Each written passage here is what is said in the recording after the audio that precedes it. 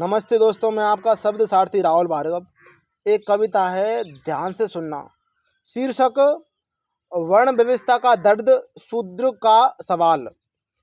कहते हैं तुम मुख से ब्राह्मण जन्मे, भुजाओं से क्षत्रिय आए, वैश्य जंगा से निकले, पर शूद्र पैरों में क्यों बसाए।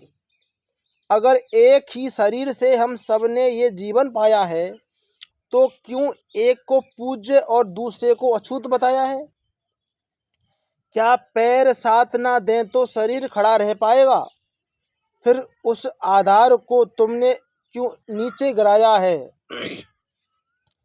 सदियों तक हमने तुम्हारे जुल्मों का बोझ उठाया है, कभी गले में हांडी तो कभी पीछे झाड़ू लटकाया है। शास्त्रों के श्लोक सुने तो कानों में शीशा घोला गया, मंदिर की दहलीज छुई तो हमें अधर्मी बोला गया। शूद्र के पसीने से ही ये सारी दुनिया चलती है, पर उसकी भूख की चीख क्यों महलों में नहीं खलती है। ऐ भाग्य विधाता, तू भी देख क्या तेरी माया है। क्या तूने भी हमें बस ठोकर खाने को बनाया है।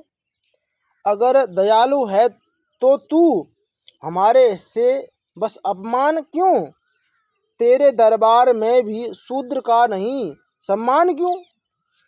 अगर जवाब मिला नहीं तब एक महामानव आया था, जिसने कलम के दम पर सड़े हुए तंत्र को हिलाया था।